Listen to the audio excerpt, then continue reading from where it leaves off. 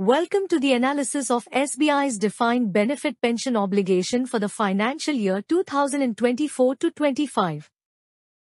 This table is an extract from the annual report detailing the defined benefit obligation, DBO, under the pension plan. It presents the opening DBO, the changes during the year, and the closing DBO balance. It also includes the opening balance of plan assets along with the changes for the year. Defined benefit obligation represents the present value of all future pension payments that the bank is expected to make. This is based on benefits already earned by employees as of today, whether they are still in service or have already retired. DBO does not include benefits that will be earned in future years of service. Those are accounted for separately as current service cost, or CSC, each year. DBO covers the employees in active service and eligible under the defined benefit pension plan scheme, and all the retired employees and the family pensioners receiving the pension. As of 1st April 2024, SBI's total pension liability under the defined benefit pension scheme stood at 1,90,944.96 crore rupees. This includes all employees who joined before 31st July 2010, existing retirees, and family pensioners. The defined benefit obligation reflects the full liability, assuming all active employees retire by 31st March 2025. Current service cost, pension plans. 1,109.80 crore rupees. This represents the present value of the pension benefits accrued by currently serving employees who are still under the pre-31 July 2010 pension scheme for the financial year 2004 to 25. This cost is not related to already retired employees. Retirees are receiving pensions, but they no longer accrue additional service. Their liability is already accounted for in the opening balance of the defined benefit obligation, DBO, and adjusted through interest and benefit payments, not service cost. This is an expense recorded in the P&L account and contributes to an increase in the defined benefit obligation. The current service cost will continue to appear every year in the accounts until the last active employee covered under the old defined benefit pension scheme retires. For example, if an employee who joined before 1st August 2010 is still working and retires in 2030, SBI will record current service cost annually for that person until FY 2029 to 30. Once all such employees retire, current service cost will be 0 rupee, as no further pension obligations will be generated through service.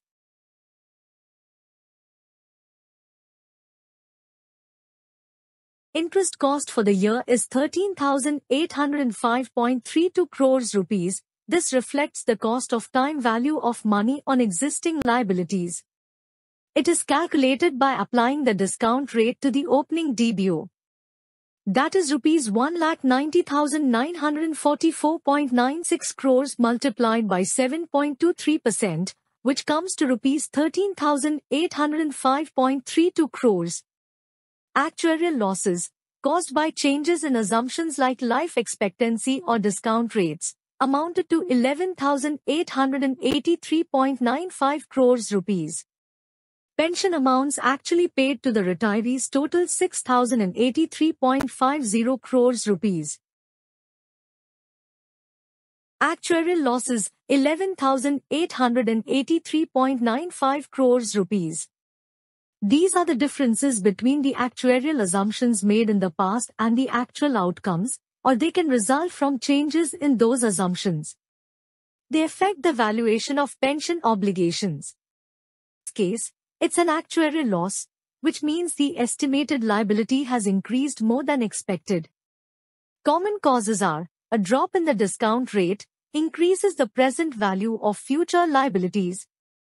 Higher than expected salary increases raise the projected pension payouts. If employees are expected to live longer, pensions will need to be paid for more years. Rising inflation expectations increase the dearness relief. For example, if actuaries originally assumed salaries would grow by 2%, but revised expectations show an 3% increase, the future pension payouts rise significantly. That difference becomes an actuarial loss. Direct payment by bank is shown as Rs 13,805.32 crores. This is not reflecting in the plan asset schedule, confirming that it is not routed through the pension fund. All pension disbursements are made exclusively via the pension fund. 6,083.50 crore rupees disbursed from the fund confirms that routine pension benefits are accounted for plan assets. The most likely component of this direct payment is commutation amount paid. This results in reduced monthly pension and restoration to full pension after 15 years. Reduced pension payouts are reflected as a lower defined benefit obligation. The monthly salary from commuted pension is not reflected in plan assets. Banks' actuarial and pension fund disclosures did not explicitly mention commutation amount, indicating that it may be accounted for outside the fund structure. In the profit and loss account, 13,041.17 rupees is shown as the net pension cost, after adjusting employee contributions of 2.78 crores rupees. Key cost components of pension liability. First, the current service cost. This applies only to active employees who joined before 1st August 2010. It represents the value of new pension benefits earned by these employees during the current year. Next is the in cost. This applies to both active and retired employees. It's the cost of carrying the existing pension liability forward in time, much like interest on a loan. The third component is actuarial gains and losses. These apply to all members and arise due to fluctuations in assumptions, as changes in salary growth rates, life expectancy, or inflation. Finally, we have benefits paid. This applies only to retired employees and represents the actual pension payments made to them during the year. Together, these components help calculate the total pension expense and liability on the bank's financial statements. The total pension expense in the profit and loss account is calculated as service cost plus interest cost plus actuarial losses minus expected return on plan assets. After adjusting for employee contributions of 2.78 crore rupees, the net pension cost shown is 13,040.17 crore rupees. 2.78 crore rupees appears as employee contributions under plan assets, though SBI scheme is non-contributory. This may be a technical entry, possibly arising from fund adjustments or exceptional transfers, not routine employee contributions. Total liability under defined benefit pension plan is arrived at by incorporating all changes to the opening DBO. The statement begins with the opening balance of plan assets. During the year, the plan earns an expected return on its assets. Contributions are received from both the employer and the employees. Additionally, there is an actuarial gain accounted for in the plan. These components together increase the total assets under the plan. From this total, the benefits paid to the beneficiaries are subtracted. The resulting balance is adjusted further with the actuarial gain. This leads to the closing balance of plan assets at the end of the period. An actuarial gain of 2,791.26 crore rupees suggests better than expected returns on pension fund investments. This could be due to favorable markets or revised actuarial assumptions. The closing fair value of plan assets stood at 1,67,431.25 crore rupees. The pension obligation at the end of FY 2024-25 is 2,04,470.79 crore rupees, with plan assets of 1,67,431.25 crore rupees.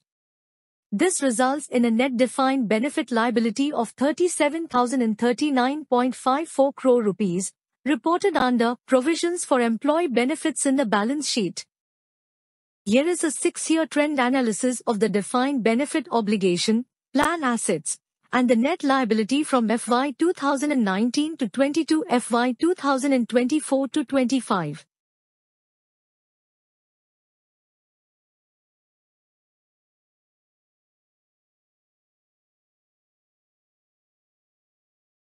The table shows composition of plan assets. In assessing pension obligations, certain actuarial assumptions are used to estimate future liabilities and costs. Discount rate.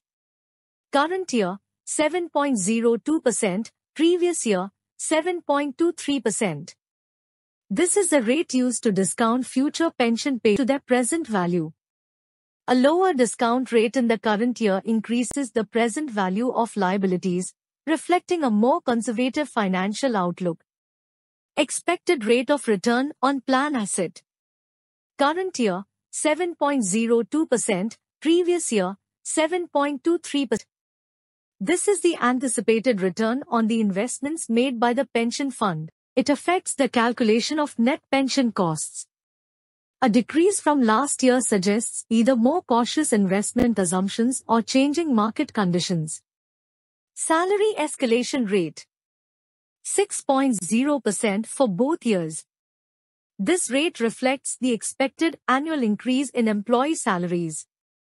It influences the projected salary-related benefits, such as pensions linked to final salary. Pension escalation rate.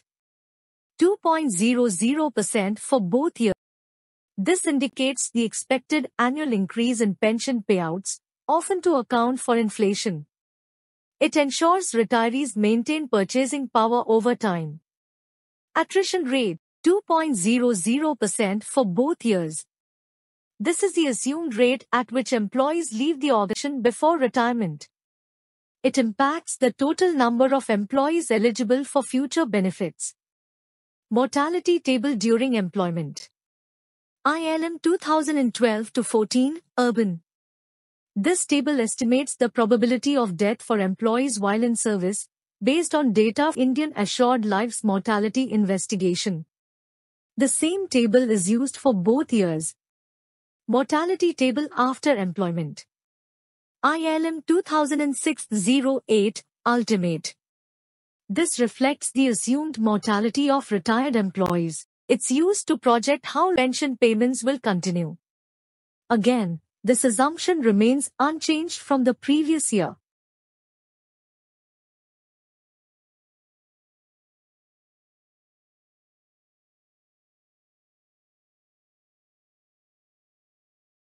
Projected Unit Credit, PUC, method.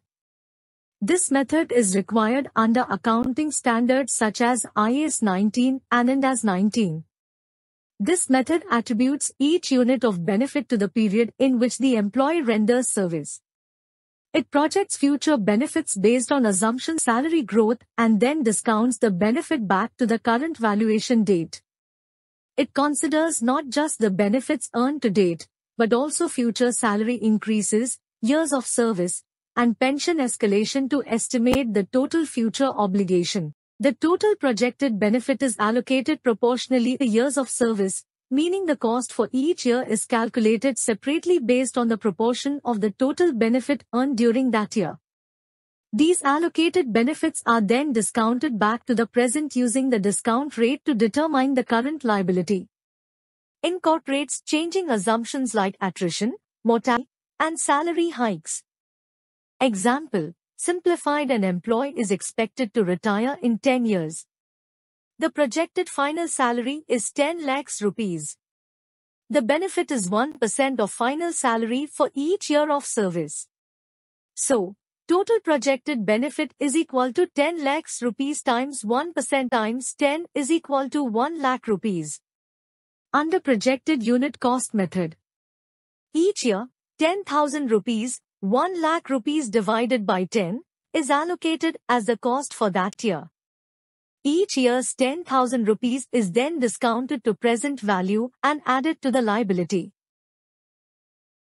For FY 2025, SBI reported an operating profit of 1,10,579 crores rupees, a 17.89% growth year-on-year. Net profit rose 16.08% to 70,901 crores rupees, showcasing strong financial performance. Employees joining on or after 1st August 2010 are covered under the Defined Contribution Pension Scheme. They contribute 10%, while SBI contributes 14% of basic pay plus dearness allowance. These funds are transferred to the NPS Trust after the PRAN is issued. SBI also conducted workshops for retiring employees and their spouses, covering topics such as cyber security, post-retirement careers, and wellness. 1,445 participants benefited from this initiative in FY 2025. Thank you for watching this detailed analysis of SBI's pension liabilities and funding disclosures. If you found this video informative, please like, subscribe, and share. S. Satyanarayan, former Chief Manager, SBI.